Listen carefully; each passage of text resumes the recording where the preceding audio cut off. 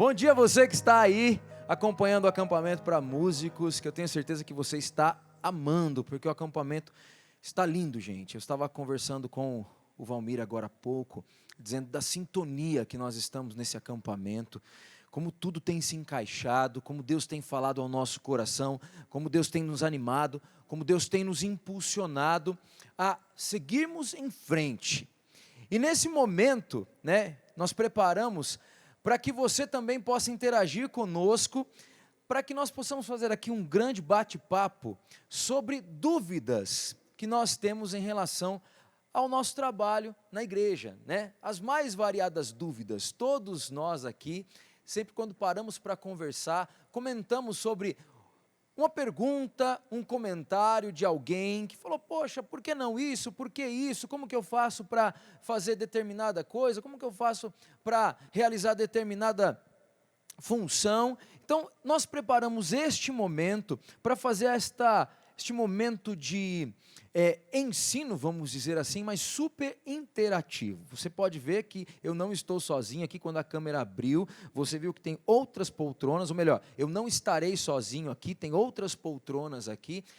Vamos receber pessoas muito legais, com uma experiência fantástica na música católica, que vai poder ajudar muito a mim e a você, eu tenho certeza, no desempenho da sua função, para que você de fato desempenhe muito bem esta função que a igreja tem olhos carinhosos e amorosos. A igreja ama o músico. E agora a gente quer auxiliar você um pouquinho mais diretamente naquilo que você está aí pensando, trazendo no seu coração e não conseguiu ainda, como será que eu faço? É o momento de você perguntar para nós. Então, vamos lá, eu quero chamar aqui...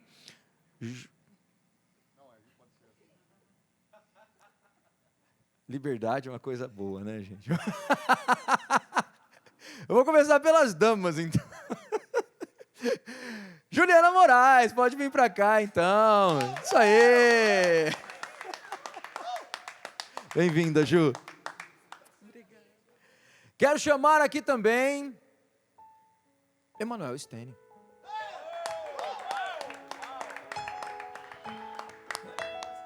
A gente chama primeiros de casa, né? Com esse tem que entrar.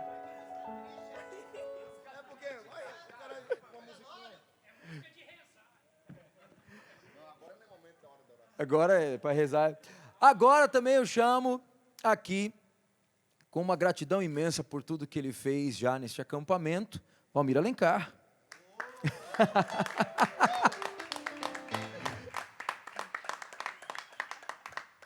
E também quero chamar agora, com essa mesma gratidão que nós temos por tudo que ele já nos ajudou neste acampamento, pela pregação de ontem, pela celebração da Santa Missa, mas você que pensou que o trabalho dele tinha encerrado, de modo algum, ele é a presença da igreja aqui no nosso meio. Padre Delton, por favor.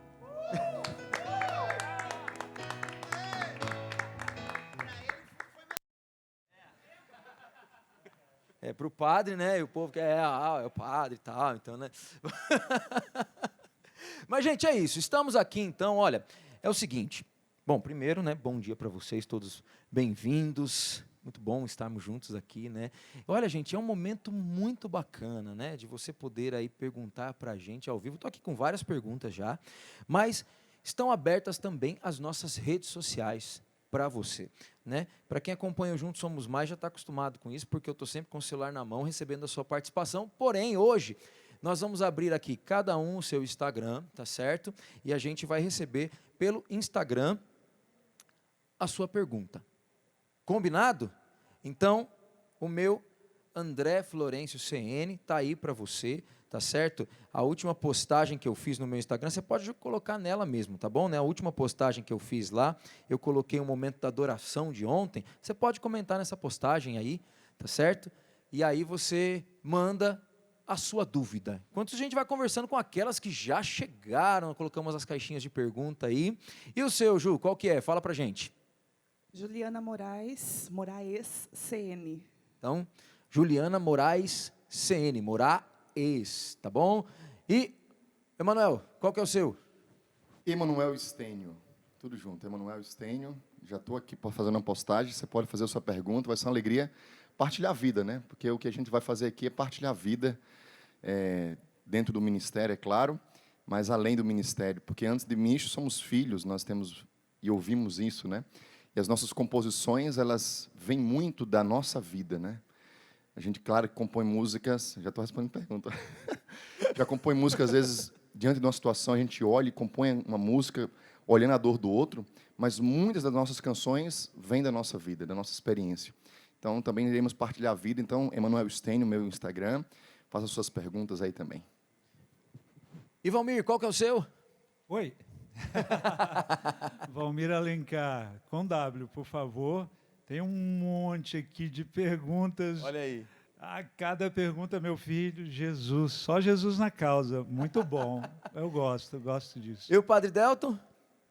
Presta o mic para ele. P.E. Delton. Já coloquei a foto agora. P.E. Delton. Beleza, tá aí então, gente, para você. Bom, vou começar aqui enquanto o pessoal vai interagindo. O Valmir já tem bastante aí. Vai chegando e vai perguntando. Vamos lá. Primeira pergunta. Músico ou ministro de música? E aí? Pode responder, fica à vontade. Quem quiser ser o primeiro. Eu respondo que é a Juliana que tem que responder. Olha, eu vou falar pela minha experiência, né? Eu tive a graça de começar a estudar música aos 7 anos de idade, né? Que foi o piano. Já tive essa introdução musical, conjugada também de uma experiência já com Deus por meio dos meus pais, que desde criança já foram me introduzindo nesse ambiente religioso, vamos assim dizer, né? Então, para mim, por exemplo, eu tive a experiência de tocar também em bandas de baile, toquei em orquestra, toquei em muitas realidades. Eu não sabia disso. Toquei em grupo de pagode. Que legal. Era pagodeira de tudo, assim. Eu tenho assim uma influência musical e sou muito grata por isso. Toquei muito na noite e tenho uma gratidão também porque foi uma escola, não deixou de ser. Mas quando eu vim para a Canção Nova, sobretudo quando eu fui morar em Queluz, eu não me sentia digna de tocar. Então, geralmente me pediam para tocar nas escalas, né? A gente que morou lá sabe que quem toca já é introduzido, né, para essa realidade de tocar em escala. E eu não conseguia tocar. Eu não me sentia digna de tocar para Deus. E ali, o meu mestre, que me acompanhava, foi me fazendo entender que eu estava passando por um processo de purificação do dom, para que, de fato, eu pudesse ser essa musicista, ministra de música. Então, há uma conjugação das duas coisas, né? Quando eu fiz essa experiência de purificação e Deus me deu a graça de entender a finalidade do dom, eu entendi. Deus me permitiu investir ao máximo na minha musicalidade e Ele não desperdiça nada, porque tudo que eu posso dar, eu dou assim, com toda a intensidade, com toda a veracidade, mas, sobretudo, buscando essa vida em Deus, que o Valmir trouxe tão bem na pregação. Então, eu acho que não tem como você ser ministro de música sem antes passar também por uma escola de música, né? Sem antes passar por aquilo que é a técnica. Tanto que, na passagem, que eu acho fantástica, quando se pede para um músico ir tocar para o rei, tem uma observação. É um músico que toque bem. Não é qualquer músico. Então, se é um músico que toque bem, obviamente tem que se ter essa conjugação de ser músico, mas um músico que transborda uma vida em Deus para, então, se tornar um ministro de música. Eu quero completar isso. Ontem eu trouxe até um documento que é a disciplina da música sacra do Papa Pio XII, né, que ele chama aqui, de fato, né? Em virtude da qual não são apenas artistas e mestres de arte, mas também são ministros de Cristo. Então, a igreja reconhece o músico como um ministro de Cristo, né? Eu sei que isso é um tema assim que muitos não pode chamar, isso, tal, tal, tal. Então, de acordo com o que o Papa escreveu, a igreja reconhece como ministro de Cristo. Então, o músico, para ser músico, ele precisa saber tocar ou saber cantar, né? Não é músico, né? Não tem como. Então, Mas, André, só para já também ajudar, né, agregar um pouquinho, né, assim fomentar um pouquinho, mas eu parei numa palavrinha aí, não apenas, né, 2 palavras, não apenas. Então, para as pessoas não confundirem, que não é apenas chamar de ministros, né, são os 2, né, está bem claro, né? verdade. Não deixa de ser. Não são apenas artistas. Então, eles são artistas, São artistas. ministros de Cristo.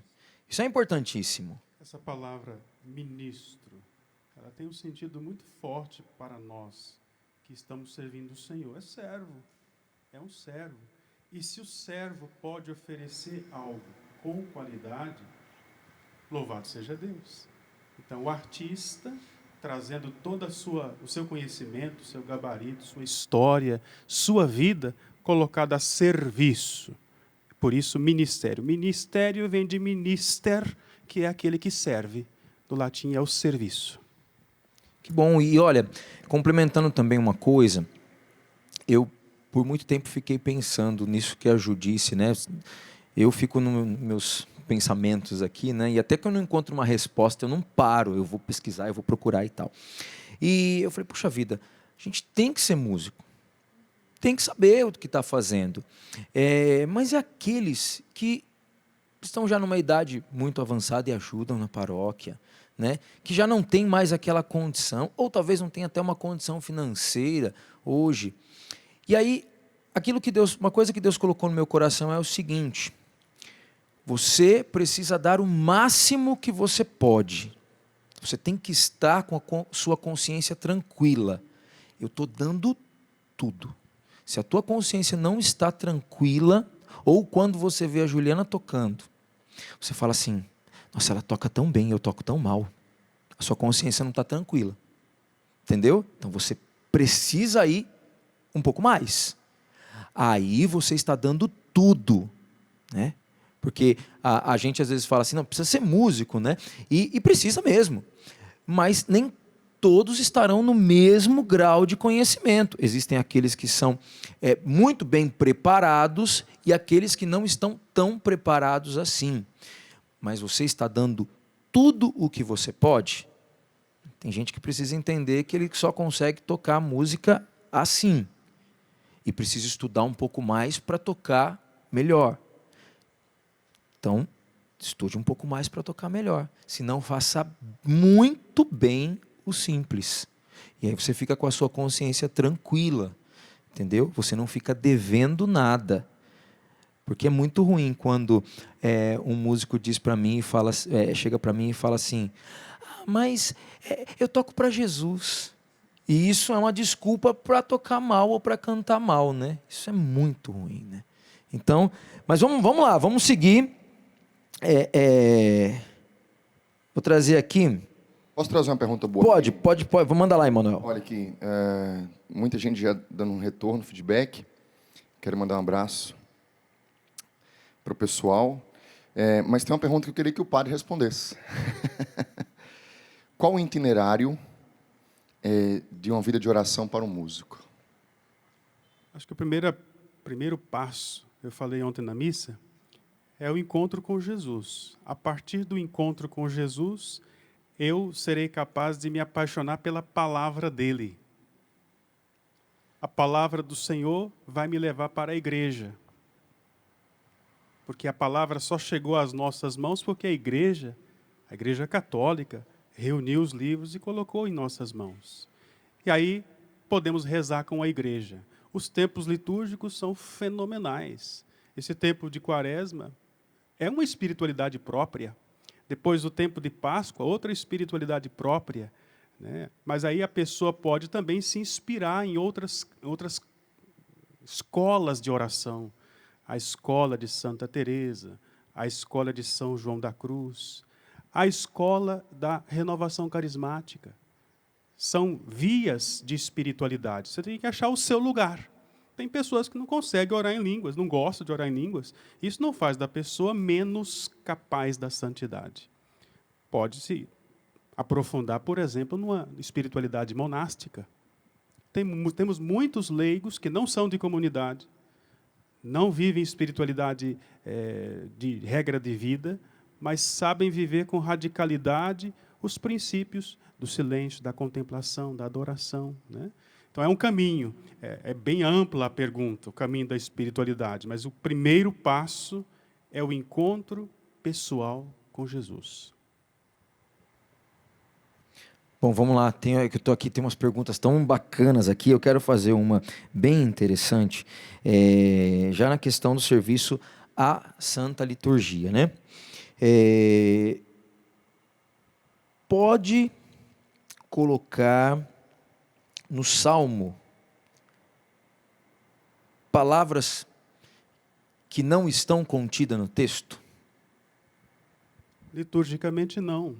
A liturgia ela foi pensada com muito carinho. A Santa Igreja, pensou a liturgia exatamente para favorecer esse caminho de espiritualidade que eu citava. Então, eu posso olhar aquele salmo e ter a liberdade de escolher a melodia, desde que não seja melodia com tantas firulas que não tem... Esse Padre Delta consegue acompanhar. Eu já sou ruim das firulas. Mas você tem a liberdade de escolher a melodia naquele salmo presente na liturgia do dia. Essa é a regra. Agora, é importante observar que regras litúrgicas precisam de ter sintonia com a realidade paroquial. Então, estamos aqui na Canção Nova. Eu sei que a Canção Nova é referência para a liturgia do Brasil. Mas a Canção Nova não tem poder, não tem autoridade para mandar na sua paróquia, na sua diocese. Então, conversa com o bispo é o liturgo por excelência. Converse com o seu pároco, esteja em comunhão com ele. E ali, estando em comunhão, com certeza, a liturgia será mais bela. Mas a regra é essa. O salmo do dia é esse que deve ser cantado. Até porque quando a gente diz... por que a gente fala, eu não vou cantar na missa e vou cantar a missa? Porque você vai cantar o que já existe. Né? Não é só para, não, que é bonito, né? Quando eu vi isso, falei, nossa, nós cantamos a missa, que bonito isso, né? E depois eu fui entender, por que cantar a missa? Porque você canta o que já existe, você canta o que já está escrito, você canta o que está prescrito. E aí o padre disse muito bem, né? Aí na sua diocese, na sua paróquia, você tem que se ajustar aí com o seu padre, com o seu bispo. Né? Então, tem coisas que vão acontecer aqui na Canção Nova que não vão acontecer em outros lugares, por mais que a gente, olha, a gente aqui, ó, como dizia minha avó, corta um dobrado, né? Assim, para ajustar a coisa, porque puxa daqui, puxa dali, tem que entender aqui, a gente não pode fazer determinada coisa porque a pessoa lá de Belém do Pará está vendo, ou a pessoa lá do Rio Grande do Sul está vendo, então a gente tem que se manter muito no centro. Né? E a gente procura fazer isso mesmo. Mas a liturgia, ela precisa acontecer aí, na sua paróquia, e a gente canta a liturgia porque toda ela já está ali tudo delineada, né? Algum de vocês tem pergunta aí? Ó, chegou uma aqui. Posso? Pode. Deixa eu ver se eu consigo entender a letra. Chegou uma de última hora. Sabemos que no exterior, em outros países, os irmãos evangélicos sobrevivem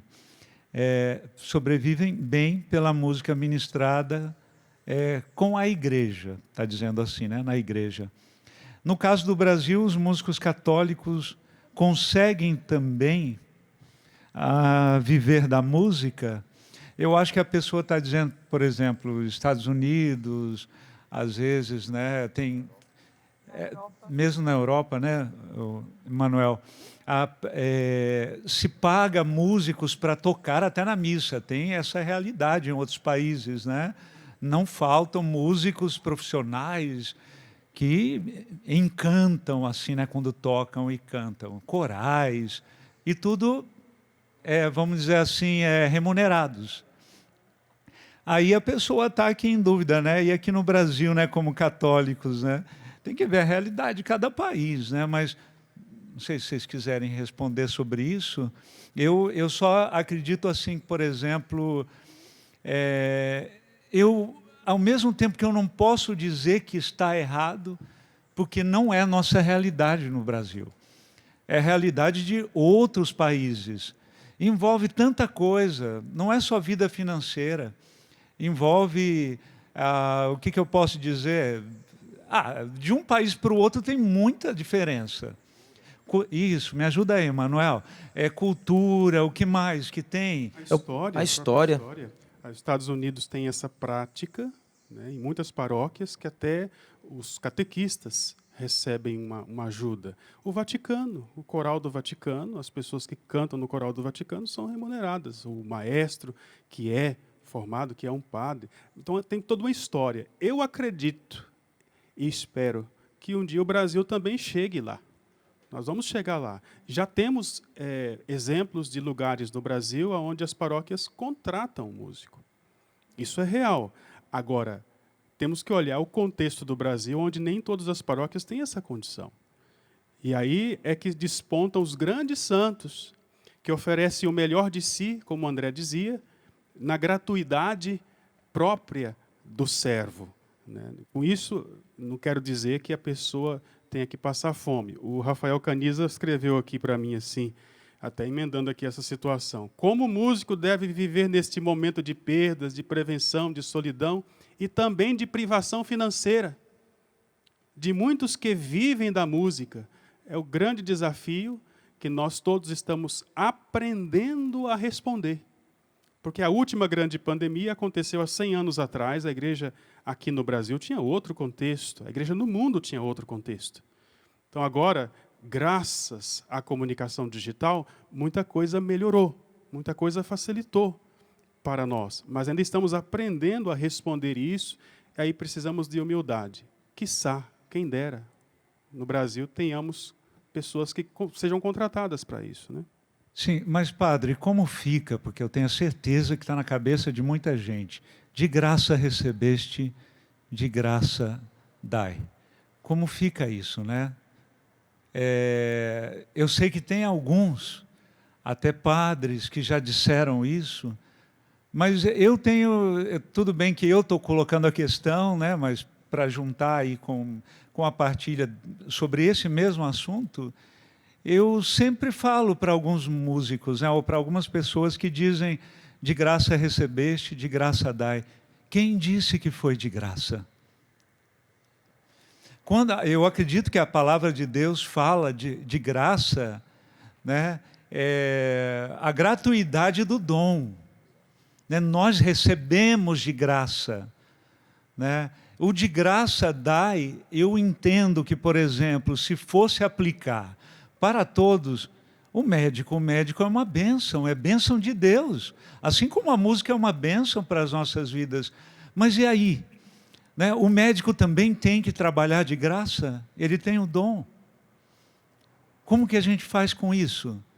Porque só o dom da música que tem que ser de graça se aplica essa palavra. Então eu acho que a gente devia pensar, porque o músico, por exemplo, que vai para um estúdio, ele gasta muito. Eu até digo assim, vida de músico é uma vida de luxo, sim, senhor. Porque os instrumentos são caríssimos. E da onde que a gente tira isso? O tempo que se consegue, né, para viver daquilo. Eu até digo que eu tenho um sonho que um dia as pessoas não doem apenas os fins de semana para Deus. Eu vou para um show, aí durante a semana tem que trabalhar em fábrica. E muitos missionários, já que citaram os nossos irmãos separados, né? Como diz a igreja, os documentos,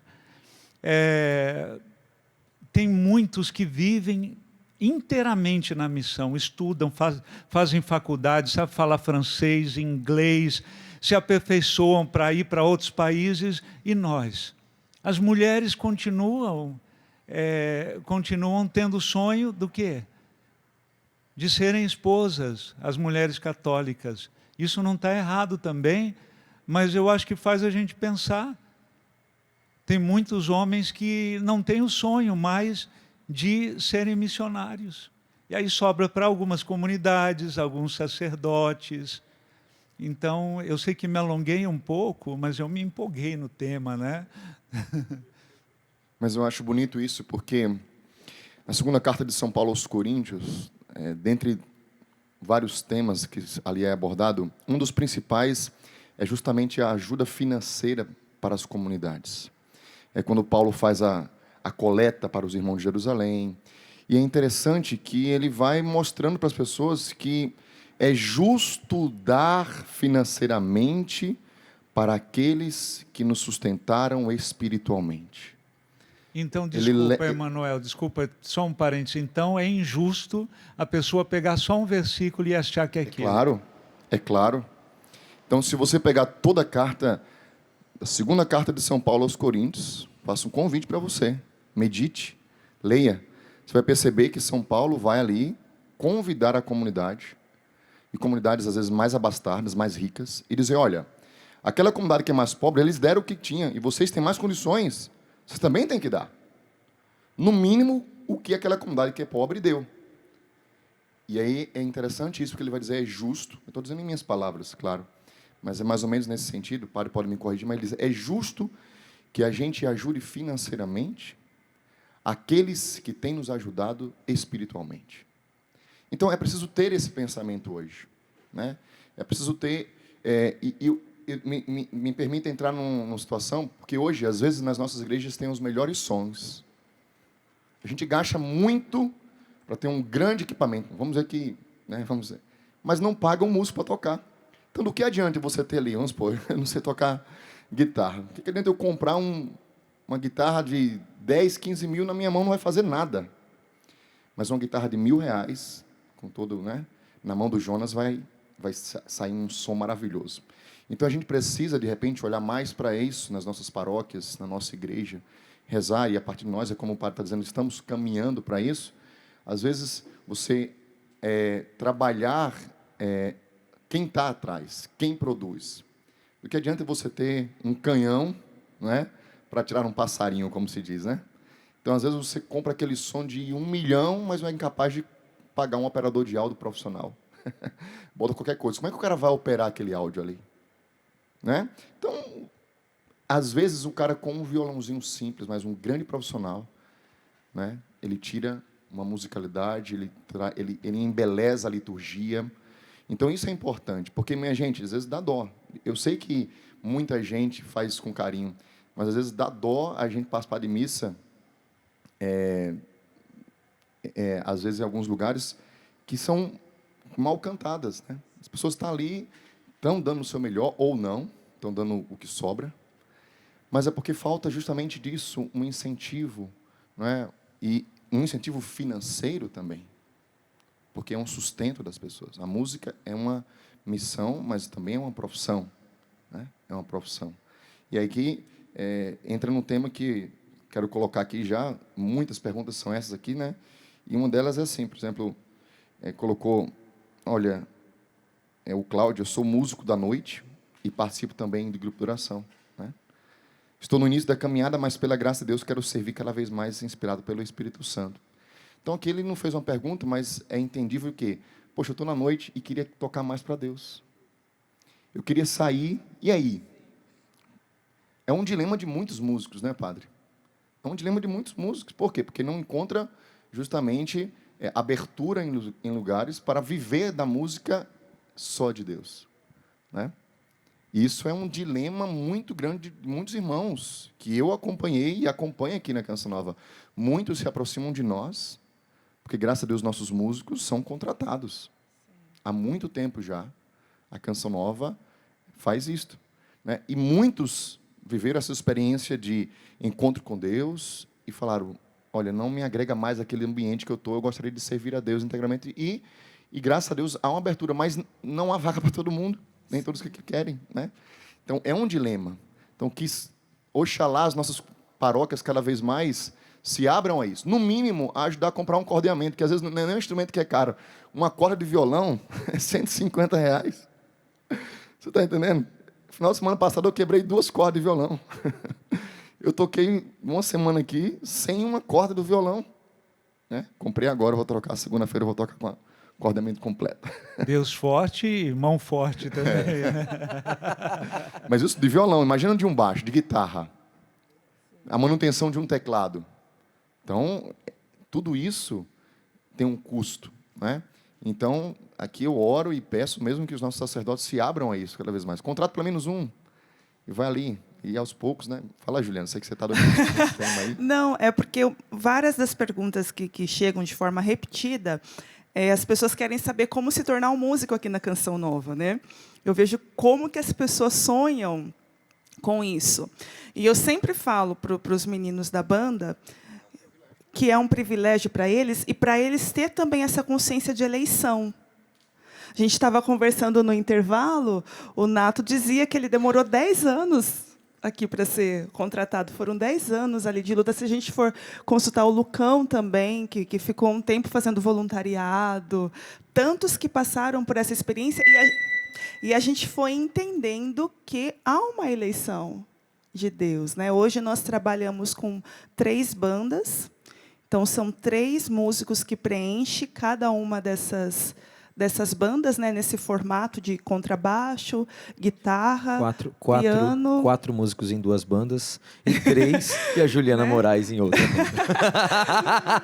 Piano, bateria. Não, e hoje eu tenho essa graça, esse privilégio de verdade, porque, para mim, assim, tocar é uma realização.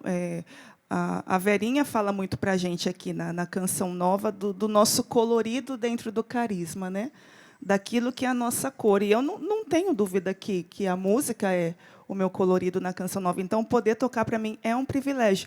Mas, para você também, né, entender um pouco de como acontecem as coisas aqui. A gente entende que há uma eleição de Deus. Algumas pessoas vêm como voluntariado também, né, para se aproximar. Então, tocam numa missa.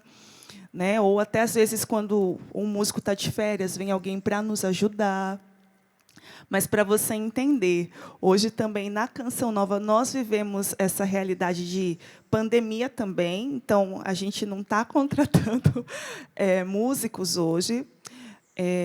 Mas se há uma eleição, se há um chamado de Deus para você, quando que eu sonhei na minha vida, quando eu imaginei na minha vida que um dia eu fosse tocar aqui na Canção Nova, e que eu fosse ter um momento que eu tive de manhã com o Valmir Alencar, por exemplo. Porque a minha conversão se deu com as suas músicas, Valmir. Eu também não imaginava. E aí eu estava sentada ali tocando para você. Falei, meu Deus do céu. Né? Quando a ficha começa a cair, eu tinha uma vida super estável, musicalmente falando, lá em Piracicaba. Eu vivia da música. Né? E, tipo assim, vivia de forma independente. Trabalhava muito, muito mesmo. Mas olha de onde Deus me tirou para me trazer aqui. Então, há uma eleição de Deus. A gente não pode perder isso de vista. Não é um projeto meu, humano. É uma eleição de Deus. Deixa eu entrar com uma pergunta aqui rapidinho nesse sentido. É bem rápido aqui. Agora, como conciliar? Porque no coração de quem toca na noite e quem toca para Deus, vive uma luta. E as pessoas, às vezes, querem deixar a noite, vamos dizer assim, né, a profissão lá, e tocar para Deus. Mas é tão pouco espaço, padre, né, irmãos, no meu entendimento, nesse tempo que eu vivo, eu vejo o seguinte: seja de Deus na noite. Não sei se eu estou eu ia dizer isso. Mas se é o sustento da sua família, é o sustento da sua casa, né, seja um homem de Deus. Né, vá até... Deus vai abrir caminhos onde você não vai precisar viver de promiscuidade, onde você não vai precisar tocar aquilo que vai denegrir, mas haverá ambientes que você poderá, até com o seu toque, levar uma paz, levar uma alegria. Né? Esse é o meu coração, porque às vezes tem pessoas que ficam angustiadas, dizendo assim: eu quero deixar a noite para servir a Deus, eu estou em pecado. E você pode ser de Deus, quer dizer, você deve ser de Deus naquele ambiente. É mais um ponto também com relação. Acho que a sua colocação é perfeita nesse sentido, porque não é a noite que é pecado, é o que eu faço ali, ou o que intencionalmente eu faço ali. Eu dou testemunho dos músicos lá do Ministério de Música nosso, que também tinham essa experiência, e, aos poucos, foram descobrindo o campo do ensino. Começaram a dar aulas de música para não precisar tocar nos shows, nas baladas, que por mais que você queira testemunhar e ser uma pessoa de Deus, vai ter aquela música que tem uma palavra esquisita. Dependendo do lugar, você vai tocar, tem só 3 pessoas sentadas lá naquela mesa lá e 2 estão já para lá de Bagdá, bêbadas, e está pedindo aquela música que você... É uma sinuca de bico, né? Então, esses músicos lá, que eu estou citando, descobriram esse caminho. Claro que agora, em período de pandemia, é tudo delicado, mas é um caminho de começar a dar aulas, porque assim vamos favorecer para a igreja outros irmãos que poderão ajudar. A gente sempre, na música católica, como servo de Deus, vamos trabalhar diante do natural e do espiritual. Sempre, sempre. Há 50 anos atrás, nós não tínhamos nem bandas na igreja.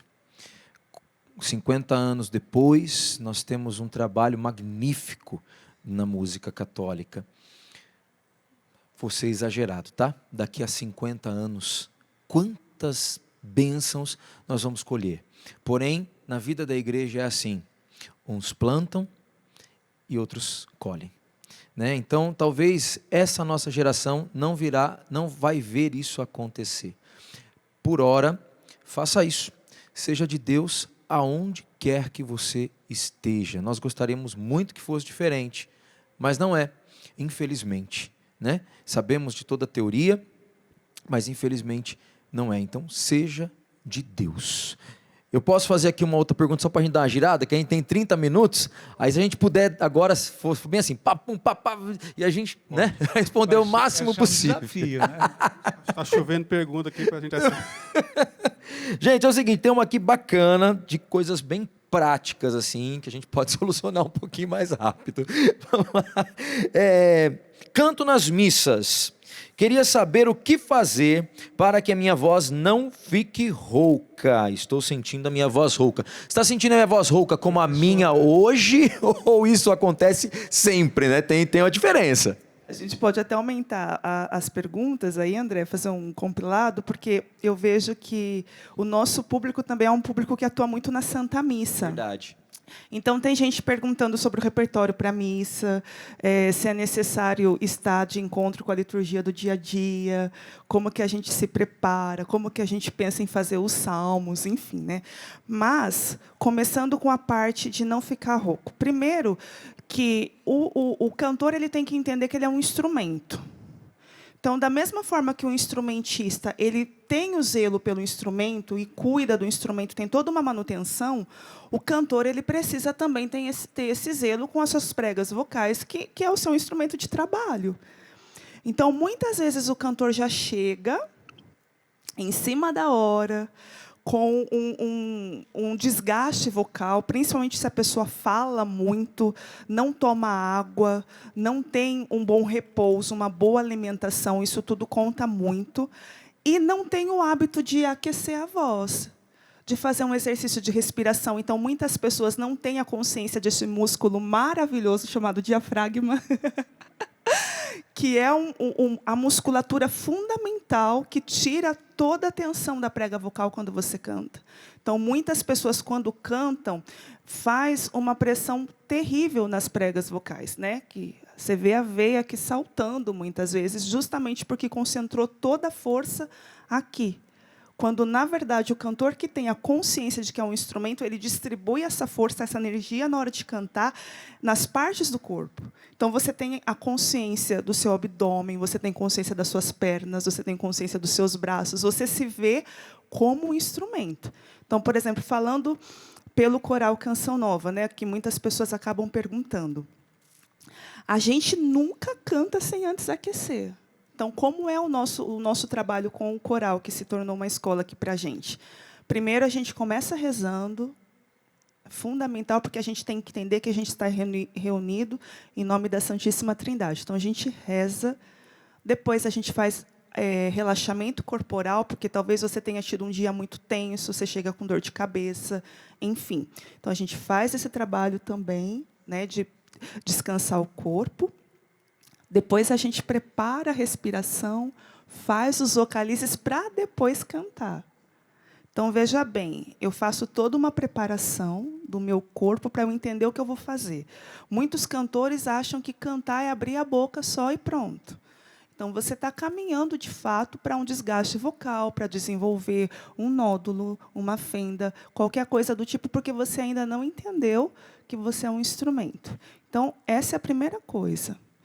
Ter essa consciência e estudar. E aí, quanto ao repertório, esses detalhes, acho que a gente pode ir amadurecendo juntos, né, padre e irmãos? Repertório.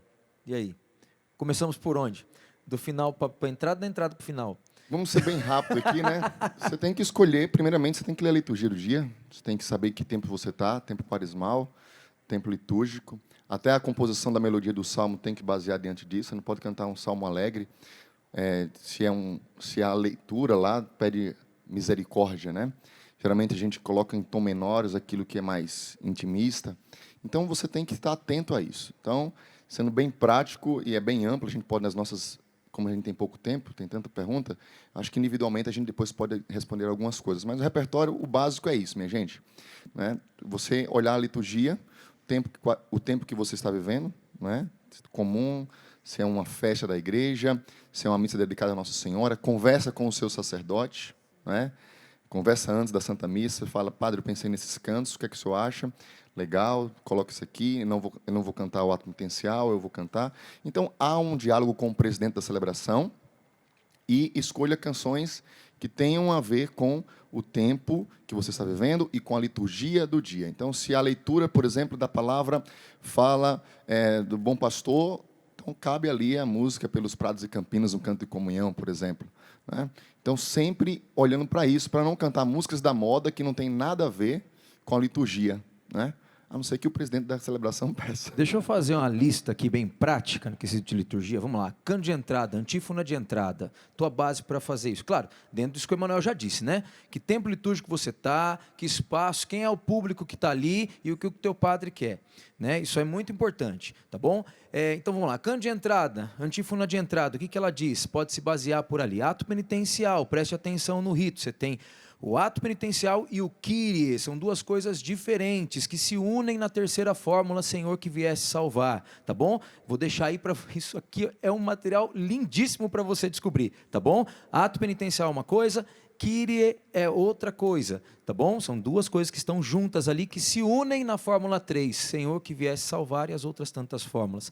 Salmo responsorial, o gênero literário dele é um gênero de poesia, que faz com que aquilo que foi escrito lá no passado aconteça no aqui e no agora. Preste atenção nisso que o Emanuel falou, nesta interpretação sem exageros. Aclamação ao evangelho é o aleluia nos tempos normais, na quaresma é apolido aleluia. Siga a antífona que está ali, vai ser bem importante. O ofertório, você pode seguir nessa linha de oferecer, né? É algo complexo, não dá para se delongar muito. Glória é do rito, não muda glória. Santo é o que está escrito, não muda santo. Cordeiro é o que está escrito, não muda cordeiro. Canto de comunhão faz um link com o evangelho, tá bom? Você faz ali, e alguns salmos também são bem adequados para você colocar no canto de comunhão. Pós-comunhão, se necessário, porém sempre observe o silêncio litúrgico. Canto final é um canto que ele não tem tanta importância ali, mas vale a pena você de repente marcar com o canto final o sabor da liturgia, tá bom? De forma prática, é isso. E tendo em vista que Parabéns. a música está a certo, serviço, padre, não? né? A música está a serviço da liturgia. Tanto que uma santa missa acontece tranquilamente sem música. Agora, se tiver a música lá e não tiver o padre, de nada adianta. Então, às vezes, o músico perde isso de vista, que ele está a serviço da liturgia. Então, se eu estou ali, eu estou para enaltecer, não para colocar o que eu gosto ou o que eu quero. Então, faz-se necessário, sim, estudar a liturgia, né, padre? Eu só quero... Desculpa, Valmir. Isso que o Emanuel falou. Se dialogar com o padre, já meio caminho foi andado. Já ajuda demais. Eu só queria deixar assim uma experiência pessoal. Eu sempre olhei, por exemplo, escolhi as músicas, né, da liturgia do dia, o que ficava, se eu estou com a palavra permear, é o que rondava o meu coração, é o Evangelho. Porque o Evangelho é o ponto, vamos dizer assim, central a mensagem, aquilo que a gente precisa viver. Então, de maneira sensível isso, viu, padre? Não é que eu vou pegar, por exemplo, o Evangelho e aí vou colocar um canto de entrada e tudo mais, não. Mas isso ficava no meu coração. Quando eu leio o Evangelho, né, me preparando, o Evangelho fala o quê? Ali da misericórdia lá do Senhor, né, para com a samaritana. Misericórdia parece que é a palavra que ficou mais forte nessa missa. Então, eu tento ver os cânticos, escolher mais ou menos dentro disso. Não que vai ter que ter a música, a palavra misericórdia, mas eu deixo o meu coração assim, como uma mensagem central. É uma experiência pessoal que eu tenho. Nossa, eu vi um negócio, vou me assustando aqui, tanta pergunta, gente. Quer mais um pouco? Eu te mando aí. Ó.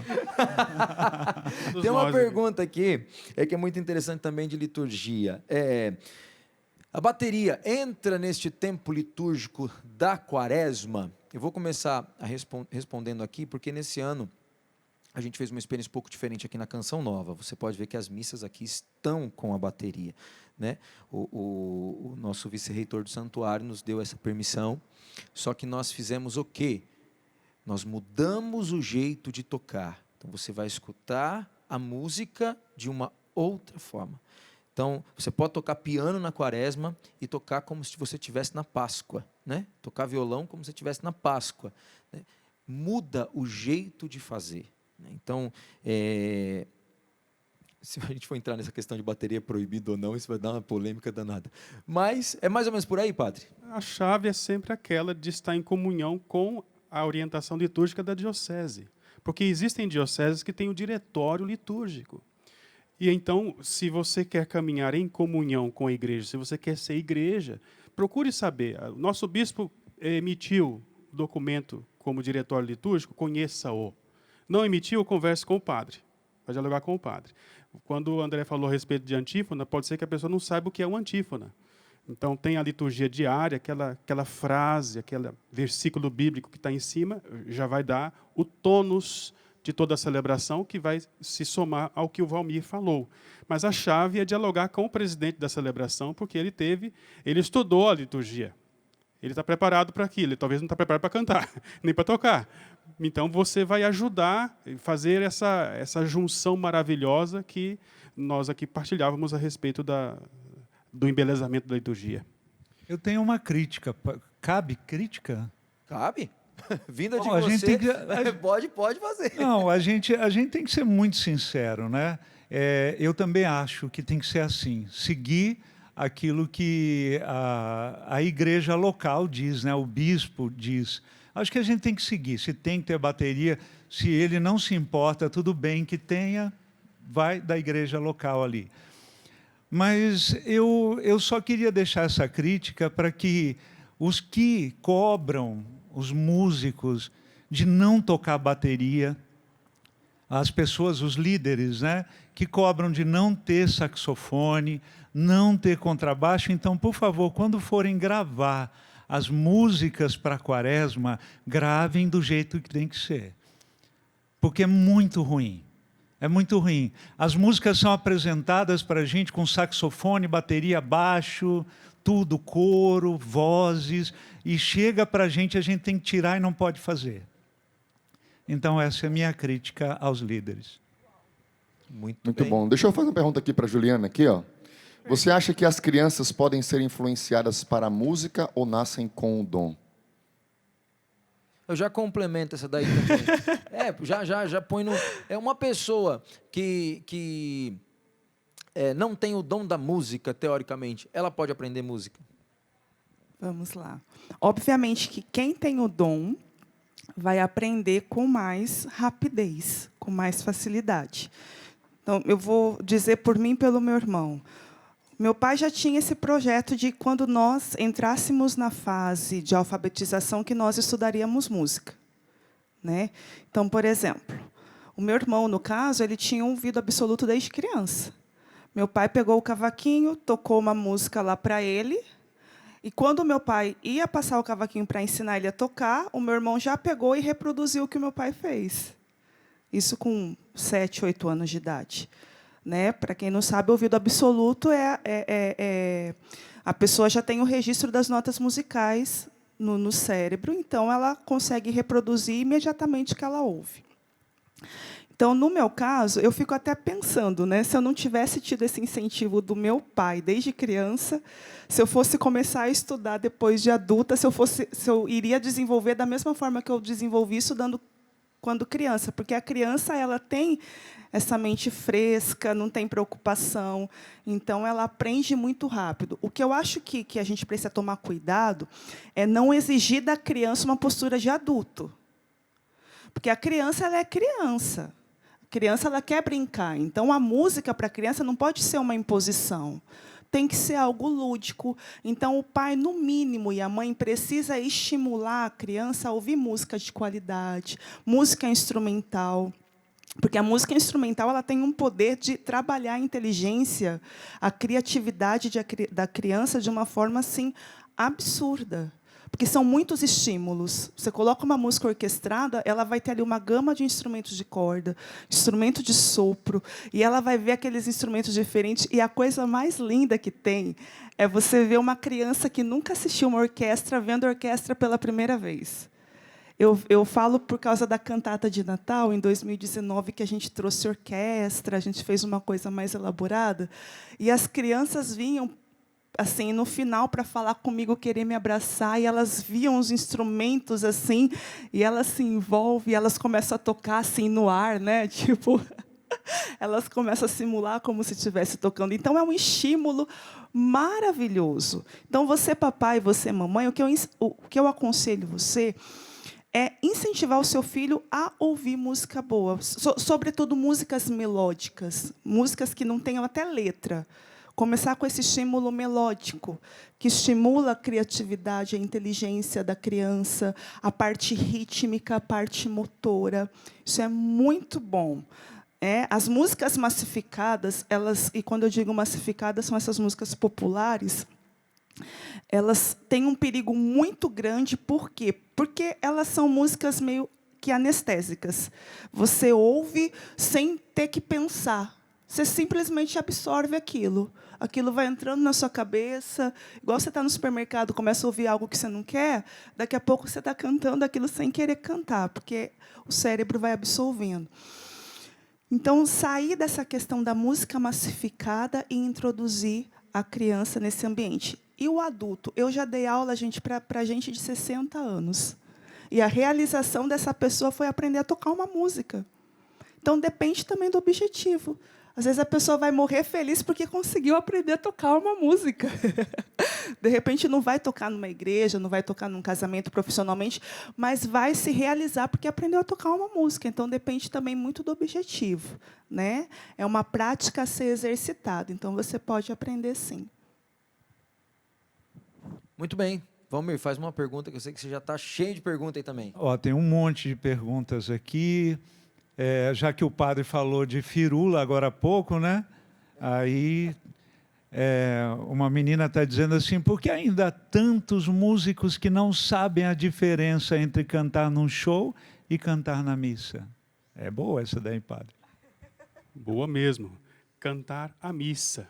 Aqui, acho que nós conseguimos fazer um vademecum bem completo. Depois vai ficar disponível no Canção Nova Play, né? Então você vai ter noção de como ministrar a música do Senhor na liturgia, na sagrada liturgia.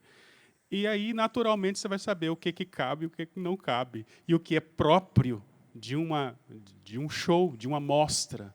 Né? É tão bonito ver isso. E dou parabéns para vocês, porque vocês aqui fizeram essa miscelânea. Nós não vamos dar conta de responder todas as perguntas. Eu vou tentar responder depois no particular. Mas acho que aqui já deu um bom norte. Se você quiser acrescentar sobre o show. Não, eu só vejo assim, por exemplo, a gente fala de unidade, a gente fala de não estarmos juntos, mas de sermos um. Né? Não só o estar junto. Nós não estamos ali na missa para estar juntos. Nós somos um, né, no Senhor. Então, às vezes eu vejo numa liturgia os músicos ali, até na minha paróquia, escolhendo músicas que não dá para todo mundo cantar.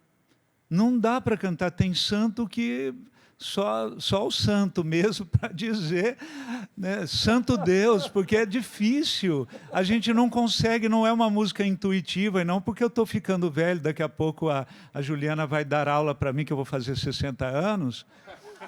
Né? Não por isso, mas é música, melodia, parte rítmica, difícil. Então, eu acho que a gente devia escolher, volto lá atrás, né? A gente devia escolher melhor as músicas. Músicas mais, assim, pensando nas pessoas. Então, eu já critiquei uma vez também sobre isso. Olha, cuidado, a gente divide muito as músicas da missa em músicas para solistas. Fica aquela loucura, né? Um grupo todo, cada um tem que fazer um pedaço. Nós temos que fazer igual nós fazíamos antigamente. Cantávamos juntos, abríamos em voz, ficava tão lindo, gente. Aí, ó, já mexi com a Juliana, né? A parte do coral, gente, essa harmonia a gente precisa buscar. E como padre, eu sempre peço em casa, na comunidade, você deve escolher a música que o povo cante, porque a liturgia não é o padre sozinho que celebra a missa. Todos celebramos a missa. O padre oferece o sacrifício, porque ele é outro Cristo. Mas a celebração, o rito litúrgico envolve a assembleia e o presidente da celebração. Então, se o Ministério de Música canta sozinho, mesmo que seja uma música linda, com introdução, depois tem aquela frase no meio, depois tem que... mas o povo não cantou, alguma coisa não aconteceu na missa. Eu acho que também unindo as duas coisas, né? Tem alguém me perguntando aqui sobre vaidade, né? A gente tem que tomar muito cuidado, porque a missa, às vezes, ela é aquele palco sonhado que você nunca teve na vida. E aí você sobe no ambão da palavra para proclamar o salmo, e você acha que aquele momento é onde todas as luzes se acenderam e ali a sua oração sobe ao céu de uma forma diferente. Não, não é isso que acontece, né? Então a gente tem que sempre se pôr a serviço, se colocar sob toda a instrução da igreja, sob a autoridade do sacerdote, sob a voz do povo que precisa ser ouvida, se colocar sob. Quando eu me coloco sob, automaticamente alguma coisa está sobre mim. E vai facilitar esta realidade do show e da missa, né? No show, o Valmir sabe muito bem, o padre sabe muito bem, o Emanuel também, a Ju também. Nós estamos ali sobre um palco, cantando para as pessoas que estão ali e para nosso Senhor. Não é isso que acontece na missa. Na missa nós estamos sob a liturgia, Então, isso já diferencia muito e vai te ajudar muito. Agora, também dentro desse ponto, padre, só uma coisa que é importante. A gente reza sem saber cantar também, né? Se você vai participar de uma missa, por exemplo, no Vaticano, eu não sei cantar aquelas músicas, mas eu vivo a liturgia. Participar da missa não quer dizer bater palmas, vamos dizer assim, né? Ou cantar aquela música. É claro que é importante na nossa cultura, no nosso país, né? Temos isso. Agora, eu coloco mais uma coisa. Se a música está dentro da liturgia, se a música vai me fazer rezar, mesmo que ela não seja conhecida, eu acho que ela pode ser cantada. Porque as pessoas rezam ouvindo-a, né? As pessoas rezam contemplando aquela canção. Então, isso também nos ajuda. Estando dentro da liturgia, estando dentro daquele momento, né? Claro que a gente sempre quer que o povo cante, que o povo reze, mas há momentos, há canções, às vezes, que a pessoa reza ali, né? Ouvindo aquilo, e aquilo ela faz uma experiência. A nossa amiga Natália Aura viveu situações assim, né? Ela disse que não cantava. Ficava ali, ouvia aquela canção e aquela canção a ajudou a rezar. Não sabia, a ajudou a rezar. Mas aí depende da assembleia, Emanuel, porque tem assembleia que precisa ser catequizada até para isso. Então, se eu vou celebrar a missa num lugar onde as pessoas não têm esse conhecimento espiritual, que eu concordo com você, não vai dar para fazer isso. A própria igreja mudou. No começo, quando, na época de Palestrina para trás, as músicas entoadas no Vaticano tinham tantas firulas, as palavras em latim cruzavam tanto, que as pessoas eram obrigadas a não cantar, porque senão atrapalhariam e a afinação seria estragada ali, né? Então o Papa pediu, não, vamos colocar músicas mais simples, e aí daí surgiu a Missa de Angelis, que é no latim, que é mais fácil, era cantável naquela época. Então, a própria igreja viu isso também. Ajuda, eu concordo com você. Mas agora, pensando como padre, se eu for lá na comunidade X, onde tem 3 pessoas que têm essa espiritualidade, os outros estão lá, talvez, não sabem fazer o sinal da cruz. Canta uma música bonita, aí que vai ficar olhando para a música e esquece o sacrifício. Então, cada contexto. Né? Gente, olha... O papo tá bom. Vou montar 3 tendas aqui, várias. Vamos ficar. Olha, eu sei que pelo tanto de perguntas que tem aqui, a gente ia até umas 8 horas da noite aqui respondendo as perguntas, mas cada um eu tenho certeza que vai dedicar um tempo depois para responder vocês, né? E nós continuamos aqui como Canção Nova, como a Casa do Músico Católico, para estar ajudando você a desempenhar bem a sua música, a atender esse chamado, a desempenhar bem esse serviço que você já faz bem. Nós estamos aqui para contribuir, tá bom? Que Deus abençoe muito você. Obrigado, viu, gente? Olha, a presença de vocês aqui hoje foi fantástica. Sejam sempre muito bem-vindos. E vamos lá, né? Vamos cantar o quê, Cassiano? Vamos ficar de pé, vamos acabar com essa música maravilhosa. Vamos cantar, Emanuel? Vamos lá, brincadeira. Né? Com essa música inspirada. Vamos Olha Delta aqui, né? Isso, vem cá. Deixa eu entrar nesse meio, chegar nessa rodinha aqui que é importante. Vamos lá, junta aqui com a gente, bora lá. Cá, vamos lá. Deus unge aquele que elegeu.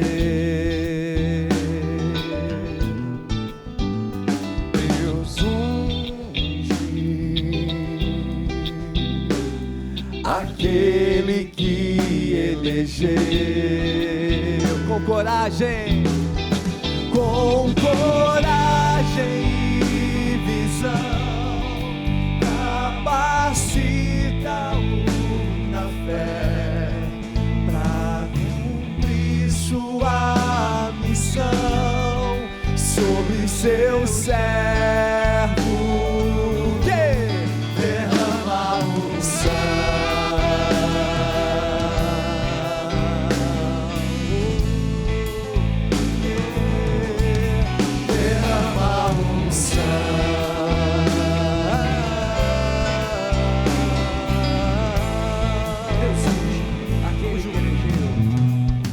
Deus unge aquele que elegeu.